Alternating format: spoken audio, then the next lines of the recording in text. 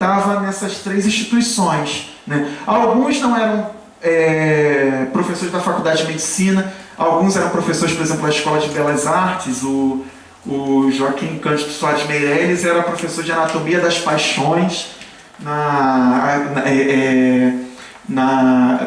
Escola de Belas Artes.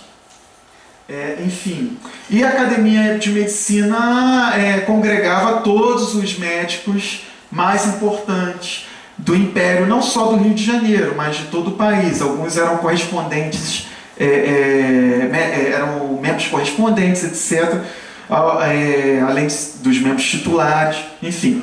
Mas o que é mais interessante nisso?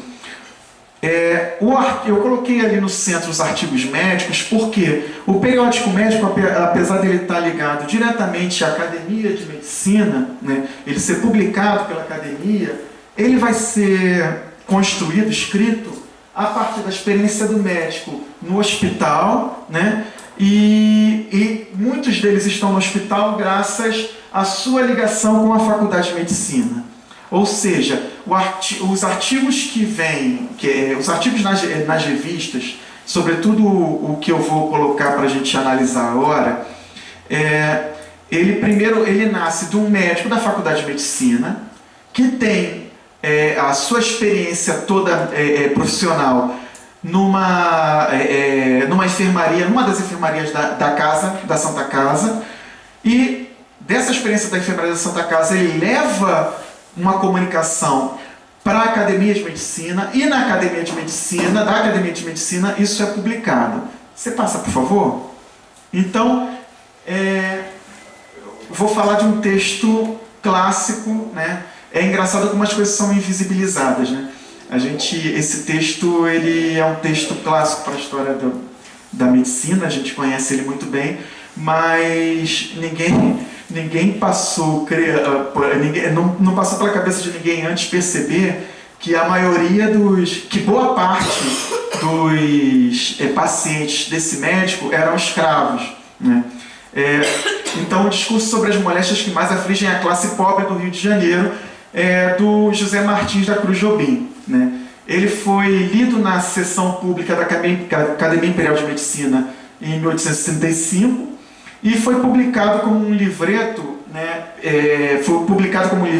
E depois ele foi reimpresso na Revista Médica Brasileira em 1841. Então, para a gente entender um pouco dessa elite médica, o Cruz Jobim, ele se formou na Faculdade de Medicina de Paris, e ele foi médico da Santa Casa nesse período de 28 a 59 e fundador da Sociedade Imperial de Medicina, que depois vira Academia Imperial de Medicina, e professor de Medicina Legal na Faculdade de Medicina do Rio de Janeiro, né?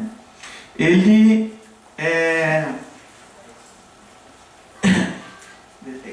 Isso. Ele vai falar sobre a pobreza, né? Sobre as classes pobres. Mas o que é a pobreza para o Jobim, né? Quem é o pobre para o Jobim, né? Aí ele fala: proponho-me a tratar moléstias mais frequentes na classe pobre do Rio de Janeiro, expondo as modificações essenciais com que elas se apresentam no nosso clima e tais quais as tenho observado no Hospital da Misericórdia. O que vai acontecer? Primeira coisa, né, não era uma condição social do doente que direcionava as pesquisas, e sim a disponibilidade desses nos leitos da enfermaria. Ou seja, não que ele quisesse estudar os pobres em si, mas esses eram os pacientes que ele tinha à sua disposição. Portanto, a sua pesquisa parte daí. O interesse dele não era a pobreza em si. Ele vai estudar pobreza a partir daquilo que ele tem, que são os pacientes pobres. Segundo ele, pobres, né?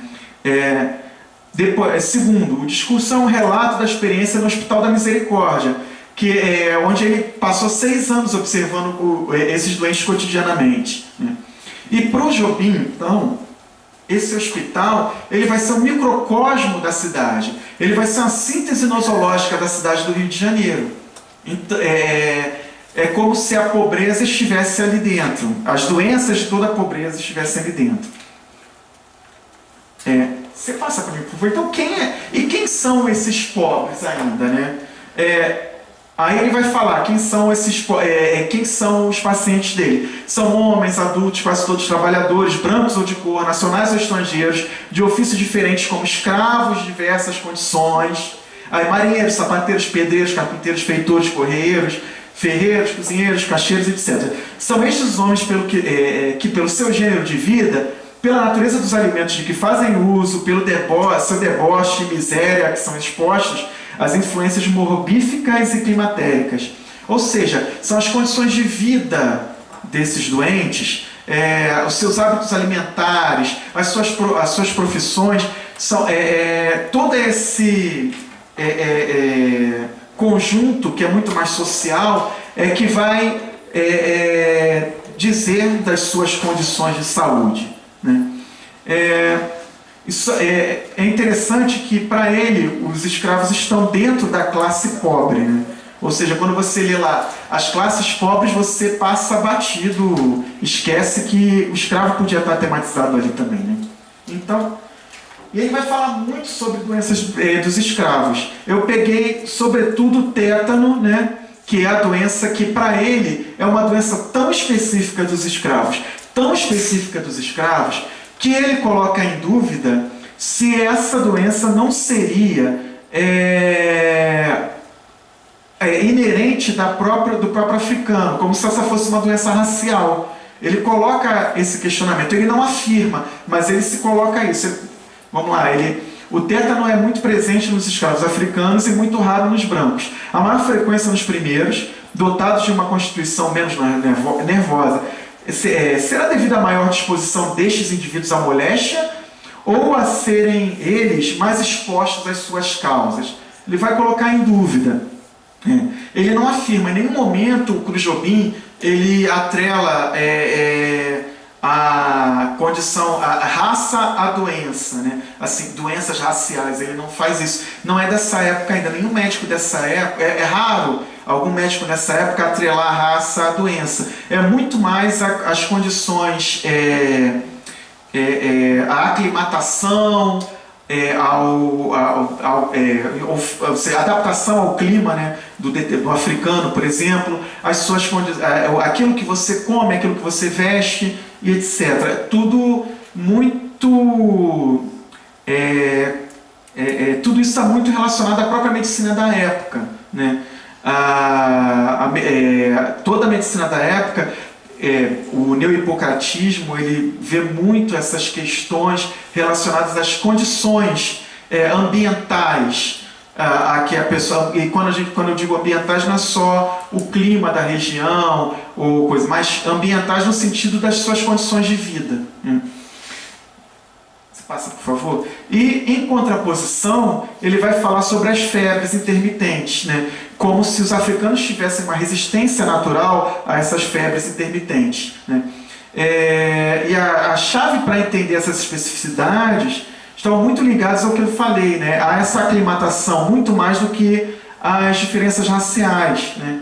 Ele vai falar que é notável que as nossas intermitentes sejam menos mortíferas nos pretos africanos do que nos nascidos no Brasil e nos brancos, o que pode ser devido ao hábito daqueles de sofrerem melhores intempéries da atmosfera ou a circunstância de se acharem eles acostumados por geração às impressões miasmáticas que as produzem, né? Então, esse relato do Jobim, né, ele é um dos textos, é um exemplo dos textos que nós achamos entre os artigos nos periódicos médicos da primeira metade do século XIX. E esses textos vão tematizar muito mais as doenças do que o próprio escravo, né? E vão se preocupar. Mas é claro que vai existir, a partir disso, como a gente vê no próprio, nessa questão do Jobim, mas em outros médicos, a interseção entre questões sociais da época com a medicina e com os problemas médicos da época. Aí eu vou passar então para o finalzinho da década de 40 e já nos 50, com as pressões para o fim do tráfico de escravos, dois textinhos, né, de dois médicos sobre essa mortalidade, né, na cidade e o tráfico de escravos. O primeiro é bem conhecido da gente, esse, pelo menos de nome, né, o Haddock Lobo. Acho que aqui no arquivo, então, né, por conta das questões com a cidade do Haddock Lobo, ele foi um político importante, além de médico, foi um político importante, né? Ele vai falar sobre como a importação de africanos ela é perniciosa, né, esse contrabando, ela é perniciosa para a saúde da cidade, né?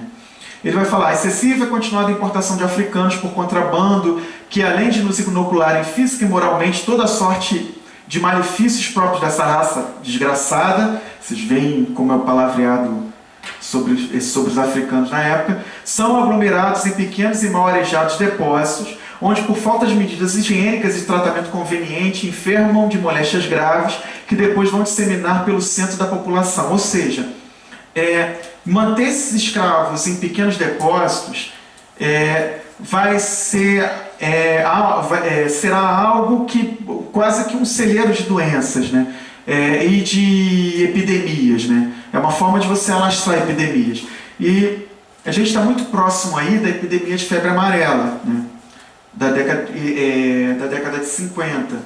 Então, o que acontece no próximo texto é o José Pereira Rego, que ele foi presidente da Junta Médica, enfim, foi um dos médicos mais importantes dessa primeira metade do século XIX, um dos médicos mais importantes do século XIX. Ele vai falar também do tráfico ilegal e da importação de doenças, né? Aí nenhum de nossos médicos práticos deixará de convir, em presença dos fatos, por todos conhecidos, que o tráfico de africanos nos traz não poucas moléstias epidêmicas e mais ou menos mortíferas, que as bexigas mais de uma vez têm sido importadas da costa da África, que as disenterias graves, as oftalmias epidêmicas e as sarnas, que às vezes graçam o Rio de Janeiro, não têm outra causa, por isso que começam a aparecer nas proximidades dos depósitos dos africanos. E daí se vão estendendo com mais ou menos intensidade ao resto da população. Ou seja, você tem aí dois médicos que usam o mesmo argumento, né, para criticar o tráfico de escravos. É claro que eles criticam o tráfico de escravos por conta de necessidades até do próprio discurso social da época. Isso não significa propriamente, a gente não pode fazer uma relação direta entre, por exemplo, isso e um discurso contra a escravidão, ou isso e um discurso em favor dos africanos. Porque muitas vezes, sobretudo nesses discursos da década de 50, a África era vista como um celeiro de doenças, assim como o Pereira Rego acabou de falar, né? Bom, enfim, já partindo para as minhas considerações finais, bom, eu acho que com esse trabalho, eu tentei mostrar aqui, claro que com poucos documentos, em pouco tempo, que na verdade os escravizados, os escravos foram muito tematizados pela literatura médica do século XIX. E para além de serem tema dessa literatura, os escravizados, eles também, de certa forma, impuseram uma agenda médica.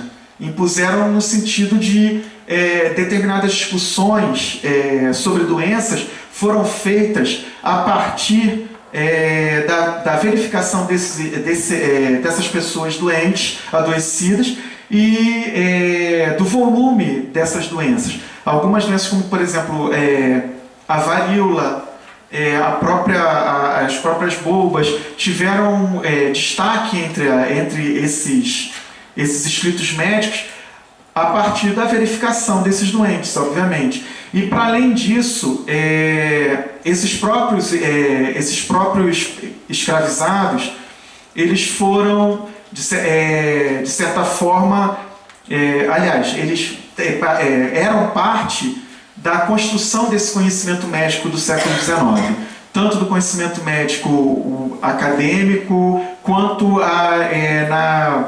no treinamento desses médicos na faculdade e desses cirurgiões, para a constituição da própria cirurgia. Então, nós não temos como tratar da história da medicina no início do século XIX na primeira metade do século XIX, sem falar na escravidão e sem falar do próprio escravo como paciente médico.